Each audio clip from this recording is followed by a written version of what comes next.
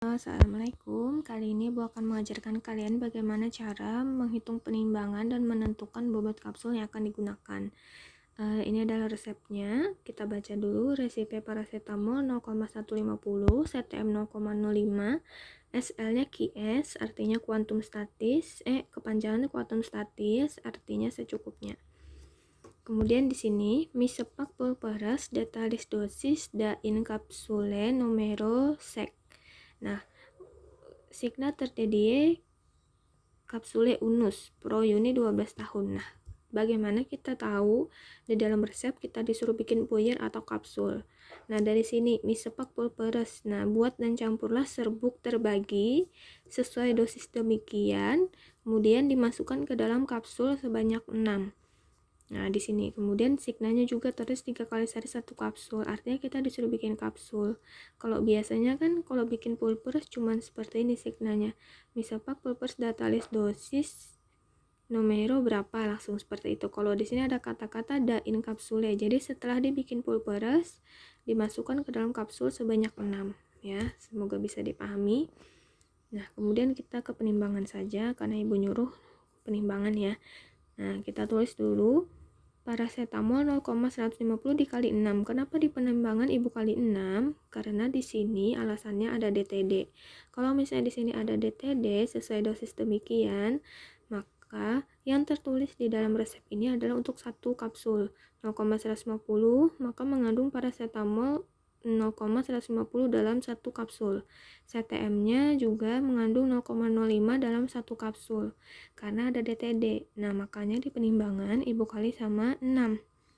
Ibu kali sama numeronya karena ada DTD tadi, ya. Nah, jadi didapat 0,9, CTM-nya setelah dikali 6 dapat 0,3. Nah, kalau misalnya di pulveras itu langsung 0,5 dikali sama numero karena diketahui bobot satu bungkus adalah 0,5. Kalau di kapsul bobotnya bermacam-macam. Kalian harus ingat ukuran kapsul ya.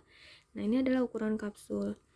Ada 000 itu bobotnya 1 gram, 00 bobotnya 0,75, kemudian 0 ukurannya atau bobotnya 0,5, kemudian kapsul nomor 1 0,350, jadi sampai 5. Semakin besar angkanya maka bobotnya semakin kecil, yaitu terakhir adalah 0,150 ya.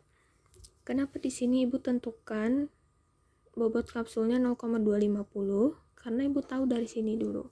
Kita kembali ke resep karena di sini tadi ada DTD kan.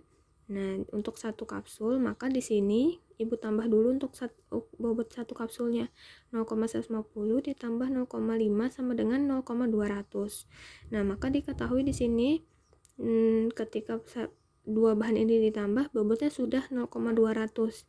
Berarti berapa SL-nya lagi yang bisa kita tambahkan, maka kita tentukan ukuran kapsulnya.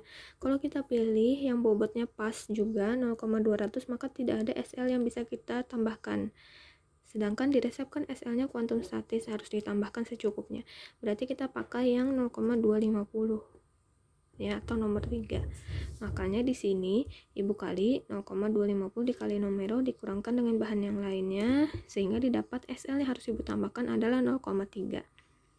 Pertanyaannya, boleh nggak Bu saya menggunakan kapsul nomor 3, nomor 2, 0,300? Boleh, tapi harus diingat, semakin besar ukuran kapsul, maka kepatuhan pasien meminum obat itu adalah semakin tidak patuh, ya.